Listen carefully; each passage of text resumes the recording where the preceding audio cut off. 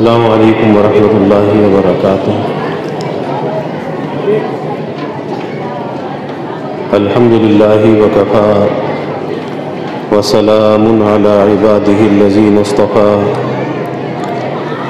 اما بعد فاعوذ باللہ من الشیطان الرجیم، بسم اللہ الرحمن الرحیم۔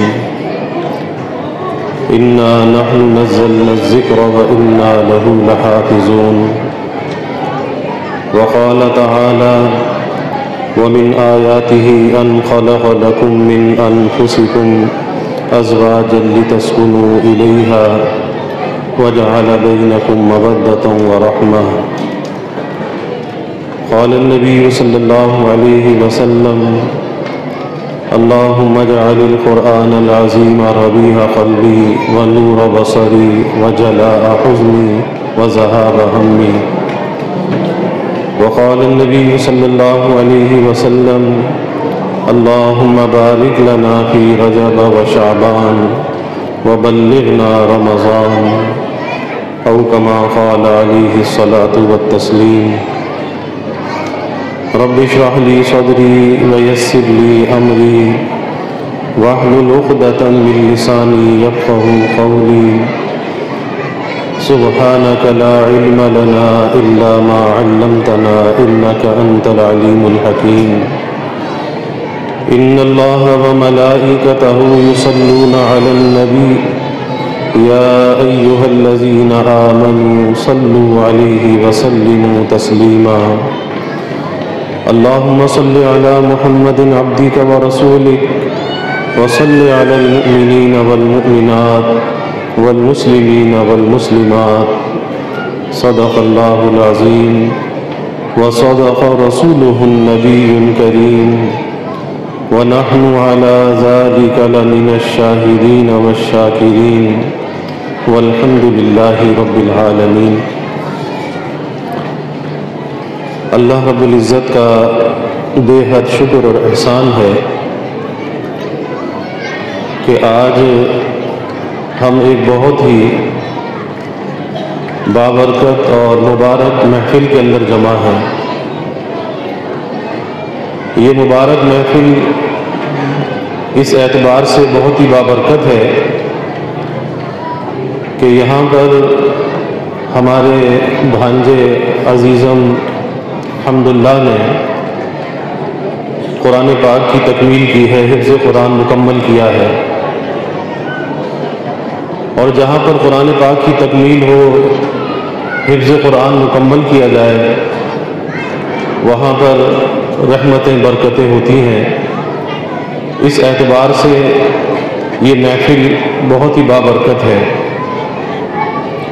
اسی طرح اس محفل کے اندر ایک نکاح کا انعقاد بھی ہونے والا ہے، اور یہ نکاح کا موقع یہ بھی بہت ہی مبارک موقع ہے کہ قبولیت دعا کے مواقع میں سے نکاح کا موقع بھی اہم موقع ہے کہ جس موقع پر اللہ تعالیٰ دعاؤں کو قبول فرماتے ہیں۔ بہت ہی مبارک اور بہت ہی بابرکت محفل ہے۔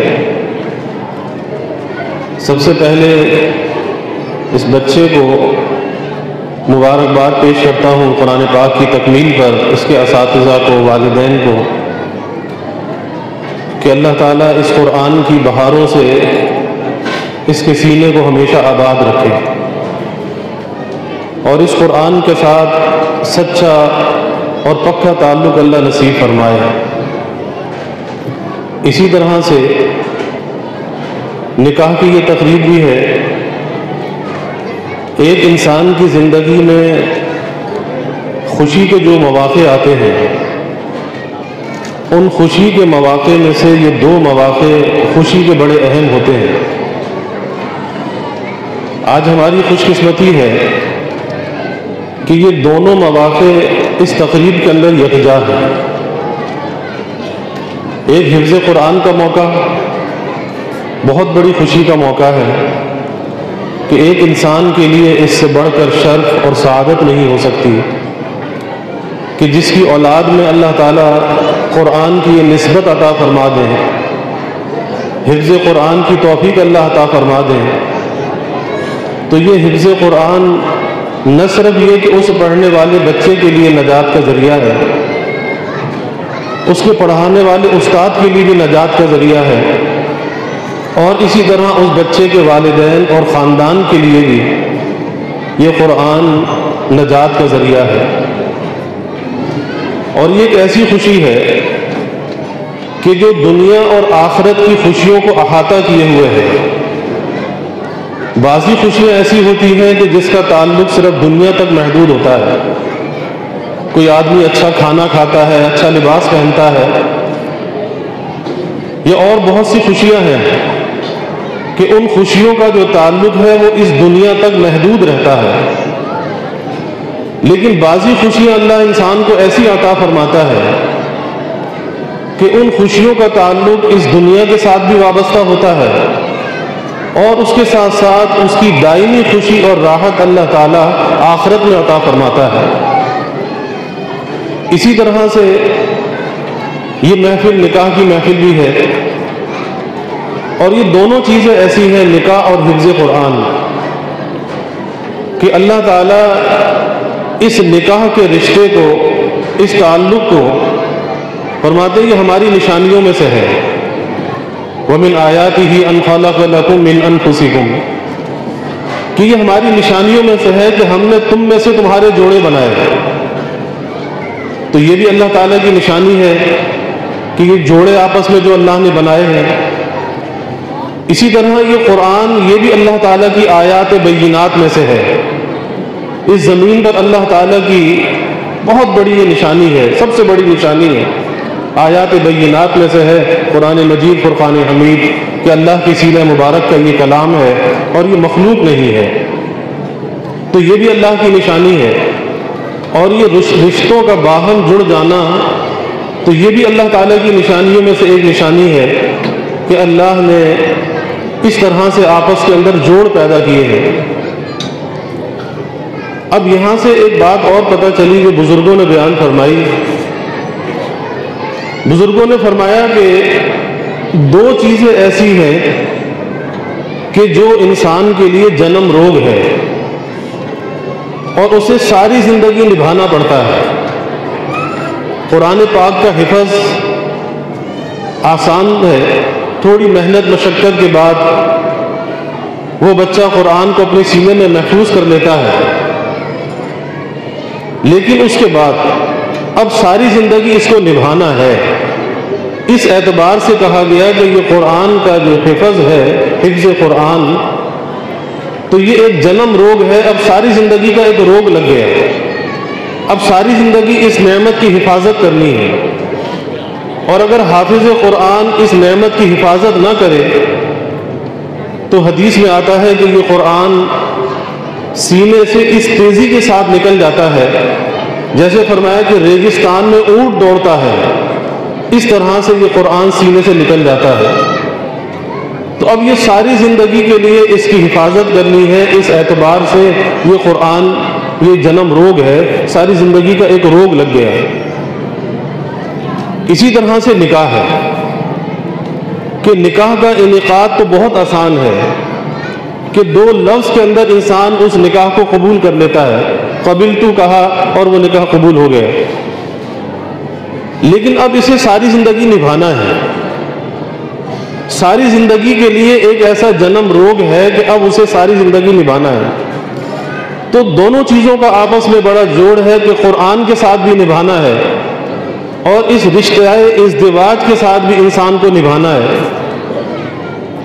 اور جس طرح سے قرآن انسان کے لیے با وفا دوست ہے کہ دنیا کے اندر بھی قرآن با وفا ہے، انسان کی قبر میں بھی قرآن با وفا ہے، اور میدان حشر میں بھی قرآن انسان کے لیے با وفا ہے، اور اس میدان حشر میں یہ قرآن اللہ کے دربار میں سفارشی بھی ہے، اس میدان حشر میں کہ جہاں کوئی سفارش کرنے والا نہیں ملے گا، اور اس میدان حشر کی ہولناکیوں کو اللہ کے حبیب صلی اللہ علیہ وسلم نے بیان فرمایا کہ وہ ہولناکیاں کیسی ہوں گی، لیکن یہ قرآن وہاں پر اپنے پڑھنے والے کے لیے سفارشی ہوگا۔ لیکن کب ہوگا؟ کہ جب اس قرآن کے ساتھ وفا کا، دوستی کا تعلق اس دنیا کے اندر نبھایا جائے گا تو یہ قرآن میدان حشر میں اس کے لیے سفارشی بن جائے گا، اور ایسا سفارشی بنے گا۔ حضرت شیخ الحدیث نور اللہ مرقدہ نے ایک حدیث بیان فرمائی کہ یہ ایسا سفارشی ہے جو جھگڑالو بھی ہے، اپنے پڑھنے والے کے لیے اللہ تعالیٰ سے جھگڑا کرے گا اور اسے جھگڑ کر بخشوا کر اسے جنت میں لے جائے گا۔ اور جب حافظ قرآن جنت میں جائے گا تو وہ تنہا جنت میں نہیں جائے گا، بلکہ اسے اپنے خاندان کے 10 افراد کی شفاعت کا حق دیا جائے گا، اور ایسے افراد کی شفاعت وہ کرے گا کہ جن پر جہنم لازم ہو چکی ہوگی انہیں بخشوا کر وہ جنت میں لے جائے گا۔ کتنا بڑا شرف اور سعادت ہے! لیکن شرط یہ ہے کہ وہ حافظ قرآن باعمل ہو، کیونکہ اللہ کے حبیب صلی اللہ علیہ وسلم جو معراج سے واپس آئے، آپ نے دیکھا کہ وہاں کے جو احوال کو بیان کیا کہ ایک بہت خوبصورت پرندہ ہے اور اس کے پروں پر قرآن لکھا ہوا ہے، لیکن وہ گند کھا رہا ہے، نجاست کو کھا رہا ہے۔ آپ نے جبرائیل سے پوچھا کہ جبرائیل یہ کیا ماجرا ہے؟ تو بتایا گیا کہ یہ آپ کی امت کا بدعمل حافظ قرآن ہے، کہ جس نے قرآن کو حفظ تو کیا لیکن اس قرآن کے تقاضوں پر عمل نہیں کیا، اس کے تابع اپنی زندگی کو نہیں گزارا۔ اب اس کے سینے میں قرآن تو محفوظ ہے، لیکن اس تقاضوں پر عمل نہ کرنے کی وجہ سے وہ دنیا کی گندگی میں منہ مار رہا ہے۔ حضرت ہمارے اکابر میں حضرت مولانا خیر محمد جالندری رحمۃ اللہ علیہ، حکیم الامت حضرت تھانوی رحمۃ اللہ علیہ کے اجل خلفاء میں سے تھے اور خیر المدارس کے بانیوں میں سے ملتان میں، فرمایا کرتے تھے کہ جب حافظ قرآن بدعمل ہوتا ہے اور اس کے سینے کے اندر یہ قرآن کا نور، قرآن کی دولت ہوتی ہے، تو یہ اندر سے قرآن اسے بد دعا دیتا ہے، اندر سے قرآن اسے ملامت کرتا ہے کہ تیرے سینے کے اندر تو اتنا عظیم یہ کلام ہے اور تیری زندگی اس طرح سے بدعملی کا شکار ہے، تو یہ قرآن بھی اسے ملامت کرتا ہے۔ اس لیے اب اس قرآن کے ساتھ ساری زندگی نبھانا ہے، اور جو نبھانے والا ہے پھر اس قرآن کی جتنی بھی فضیلتیں ہیں، جو بھی درجات ہیں، پھر اس حافظ قرآن کے لیے ہیں۔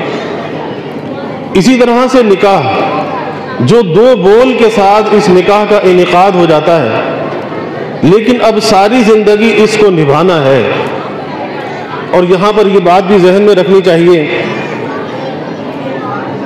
کہ یہ اللہ تعالیٰ کی پسند اور اللہ تعالیٰ کی جانب سے یہ جوڑے بنائے گئے ہیں، کیونکہ اللہ تعالیٰ فرماتے ہیں ہماری نشانیوں میں سے ہے۔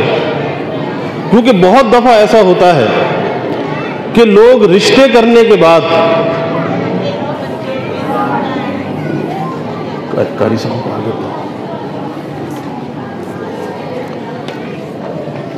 رشتہ کرنے کے بعد، نکاح ہونے کے بعد، رشتہ ہونے کے بعد، اب اس کے بعد پھر ان رشتوں کے اندر خرابیاں نکالنے لگتے ہیں۔ رشتہ ہونے کے بعد پسند و ناپسند کا معیار سامنے آتا ہے۔ تو یاد رکھیے کہ یہ اس نعمت کی ناقدری ہے کہ اللہ تو یہ کہہ رہا ہے کہ اس زمین پر یہ میری نشانیوں میں سے نشانی ہے کہ ہم نے تمہارے لیے جوڑے بنائے ہیں۔ تو آپ اندازہ لگائیے کہ یہ ہماری اور آپ کی پسند بعد میں ہوتی ہے، اللہ تعالیٰ کی پسند یہ پہلے ہوتی ہے۔ اللہ نے جوڑے مقدر کیے ہیں، تو جو آدمی اس رشتے کے بعد میں اپنی پسند اور ناپسند کو سامنے لاتا ہے، کیونکہ ہوتا یہ ہے کہ بعد میں بچیوں کو ٹارچر کیا جاتا ہے، ناپسندیدگی کے طعنے دیے جاتے ہیں، بچیوں کی زندگی کو اجیرن کیا جاتا ہے، تو ایسا شخص اللہ تعالیٰ کی تقسیم پر، اللہ کے فیصلے پر اعتراض کر رہا ہوتا ہے۔ اور جو اللہ کے اس فیصلے پر اعتراض کرنے والا ہو، پھر اس کی زندگی کے اندر سکھ نہیں آیا کرتا، اس کی زندگی میں اطمینان نہیں ہوا کرتا۔ اب جب رشتہ ہو گیا، اب اس کے بعد تو صرف ایک ہی کام ہے کہ اسے دل سے قبول کر کے اب ساری زندگی اسے نبھانا ہے۔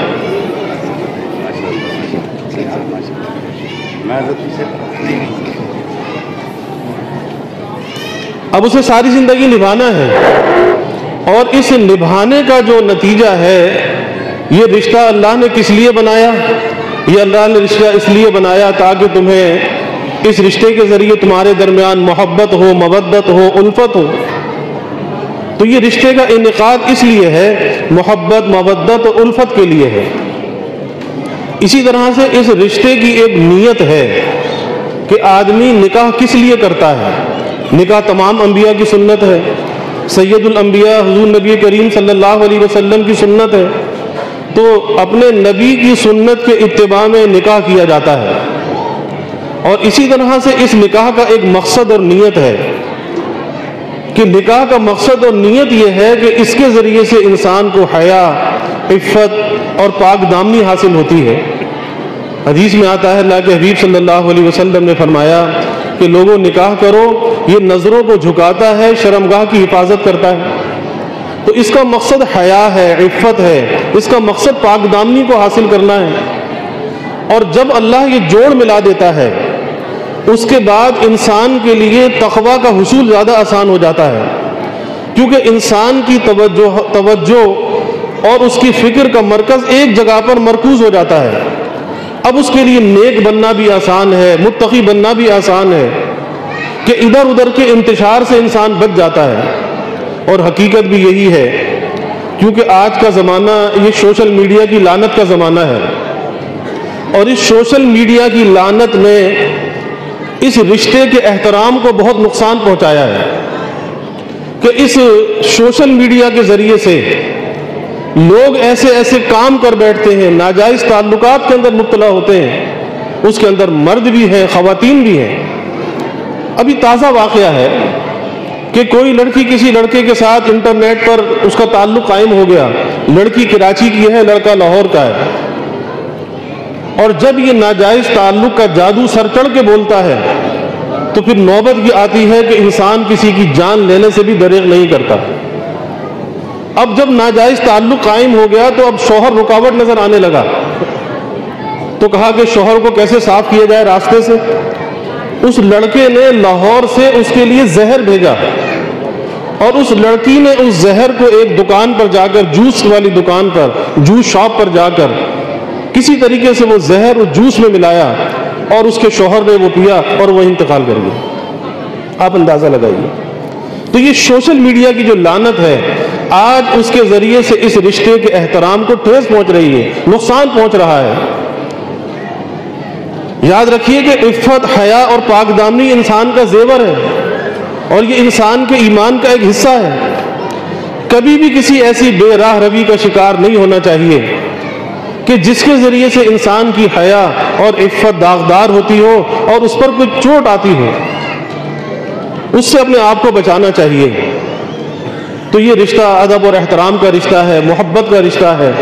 اب ساری زندگی نبھانا ہے، اور ساری زندگی ایک دوسرے کے حق کا خیال کرنا ہے۔